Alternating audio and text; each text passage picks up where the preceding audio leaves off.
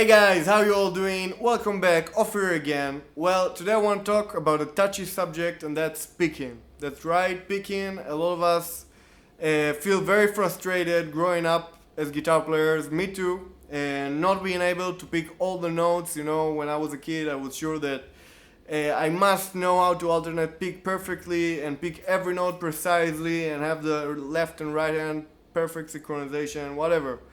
Um, and a lot of students of mine and people that I play with or whatever, they also feel the same thing, you know? And through the years, observing other players and realizing what is cool, in my opinion, about the guitar, I found out that it's not the case, you know? Oftentimes, selective picking, like picking some of the notes of the phrase, like something like that, or I don't know, something like.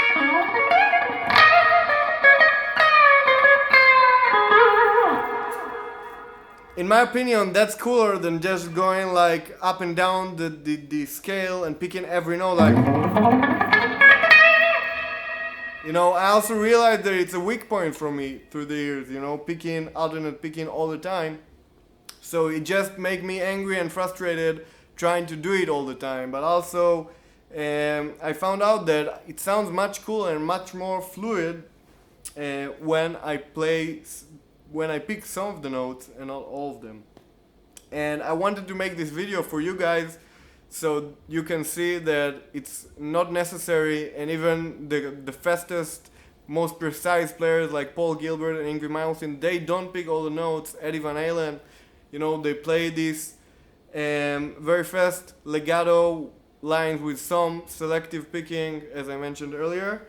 And in my opinion, it sounds very cool, and it's much less expected, and much more unique than just going up and down the scale, picking all the notes.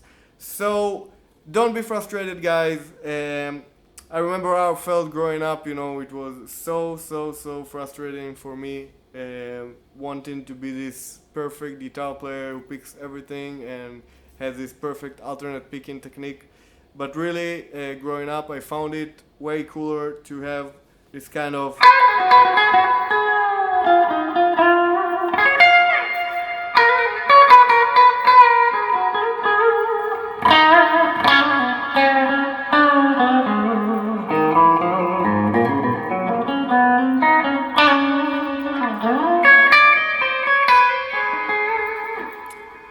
Selective picking thing going. And yeah, as I said, you know, I sometimes do pick all of the notes if I want to, like for example this phrase. It won't sound as cool if I'll just hammer on. Well, it sounds cool, you know. Each of these techniques has its own magic and own thing going, but you need to realize that a guitar player has much more uniqueness, in my opinion, and more style when it doesn't pick all the notes and it's unexpected. Players like I said, like Eddie Van Halen, Dimebag Darrell, Yngwie Malmsteen, Paul Gilbert, who are some of the fastest, most precise players with a lot of soul as well. They don't pick all the notes, you know. Sometimes it sounds like it. And I remember when I learned the Paul Gilbert song, I can't remember, maybe it was Silence followed by a Deafening Roar or something like that, that had this kind of phrase going, or something like that, you know. It sounded, as a listener, it sounded to me so crazy and so alternate picked and everything. But when I analyzed it and went to learn the song, and I realized that it's like this kind of phrase going,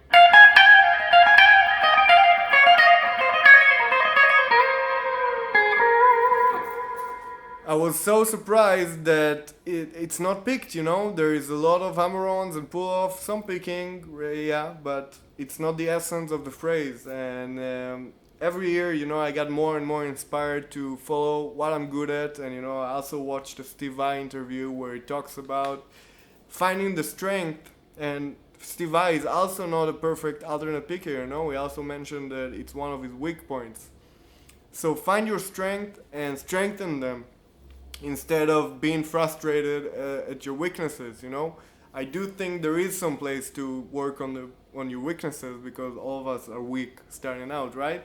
But over time we find out what we're better at, and I think we should embrace it and embellish it, and make it our strong points. For example, I found out over the years that I'm better at combining up and up. So I came up with this kind of phrase,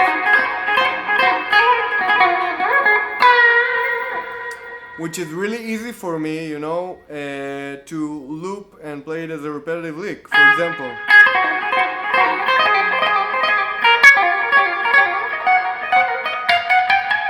don't know what I did there, but you understand my point. You know, I can really easily make it into a repetitive phrase.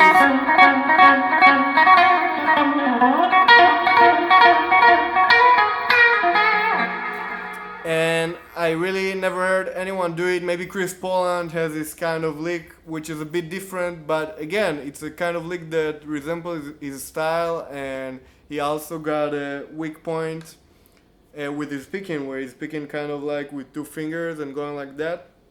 And that's another subject I want to touch on this video. The right hand, right? The picking hand.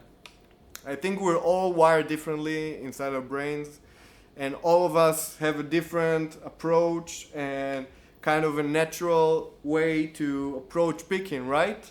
I do think that playing rhythm guitar, there is this kind of angle with the pick, kind of a 45-degree angle, hitting the string and having this kind of a circle shape in the middle of your thumb and index finger going, which really brings out a good sound, you know, for this crunchy rock metal tone. But playing lead guitar, as you can see, all of us, we pick differently, we hold the pick differently, so it's really up to you how you do it, and the natural way that feels good to you and produce a good tone. This is also an important factor, right? Where you hit the string and the angle of your pick creates a different tone. So really use your ears and try to embellish what sounds good to you. And yeah, don't get held back by, you know, these perfect alternate picking players. I think they sound, no offense to anyone, but they kind of sound the same, and they lack some of this uniqueness that some of the players I mentioned have. And you know, I think the strongest point of a player is being recognized without being seen, right?